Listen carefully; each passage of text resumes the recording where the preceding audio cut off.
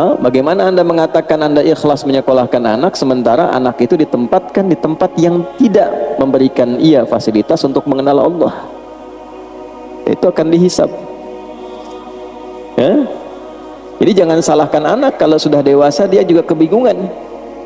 Bahkan saat ada orang yang meninggal, orang tuanya tidak mampu menyolatkannya, akhirnya meng-hire orang lain untuk menyolatkan. Jangan salahkan anak dulu, kalau dia tumbuh dewasa dia sulit baca Quran, coba dilihat di mana disekolahkan, apa yang dia pelajari. Jadi jangan batasi definisi ibadah itu pada yang ritual, karena implementasi dari hasil ibadah ritual itu, tanda keberhasilan ibadah ritual itu terletak kepada perilaku yang ditampilkan setelah ibadah, sifat sosialnya. Kita barusan sholat, apa keberhasilan sholat itu?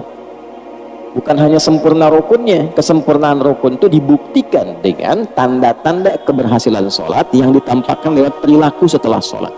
Inna sholata tanha 'anil fahsya wal munkar.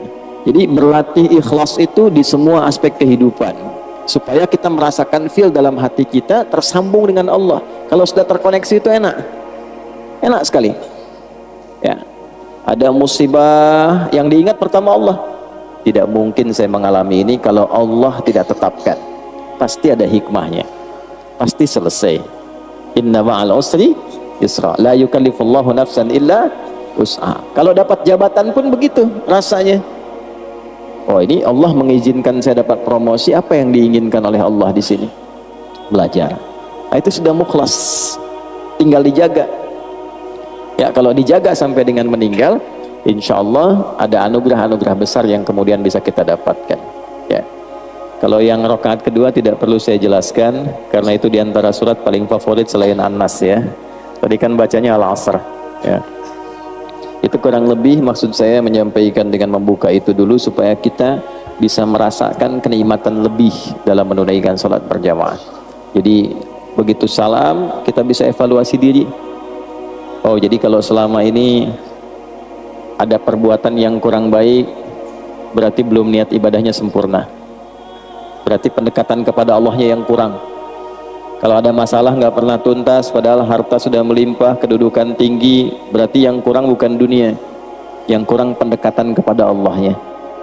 Karena itulah ketika orang-orang seperti ini ingin kembali kepada Allah, menariknya di Al-Quran disebut dengan nama yang sama dengan orang yang sedang ibadah. Jadi orang taubat dari dosa sebesar apapun, ketika dia taubat, itu disifati oleh Al-Quran sedang ibadah, Pak. Itulah dahsyatnya ketika Allah memberikan anugerah. Itu dengan nama yang sama dengan orang yang sedang berdoa, dengan nama yang sama dengan orang yang sedang menunaikan sholat, namanya sama-sama ibad. Buka Quran surah ke-39 misalnya, di ayat ke-53, Az-Zumar ayat 53. Qul ya ibadiyalladzina asrafu ala anfusihim la taqnatu min rahmatillah innallaha yaghfirudz dzunuba jami'a. Muhammad sallallahu alaihi wasallam katakan dan viralkan pada seluruh hamba-hambaku yang merasa telah berlumur dosa pada dirinya, yang merasa telah berbuat banyak maksiat dan dosa, bahkan seakan menyimpulkan ini rasanya sulit mendapat rahmat Allah, kayaknya nggak mungkin ke surga. Maka turun ayat ini dengan mengatakan la taqnatu min rahmatillah, jangan engkau menyimpulkan demikian, jangan berputus asa dengan rahmat Allah. Innallaha, tegaskan pada hatimu, pada dirimu yang paling dalam, jangan pernah ragu. Sungguh aku tegaskan, Allah itu, kata Allah, yaghfirudz dzunuba jami'a, akan selalu membuka peluang untuk mengampuni seluruh dosa-dosa yang pernah engkau kerjakan, agar engkau menjadi lebih baik, asal engkau mau koreksi diri dan menjadi pribadi yang lebih baik di masa depan. Itu disamakan teman-teman sekalian, Bapak Ibu, namanya disamakan dengan orang yang sedang menunaikan amal soleh. Jadi bertobat dari amal salah itu disamakan dengan orang yang sedang mengerjakan amal soleh, sama-sama ibad.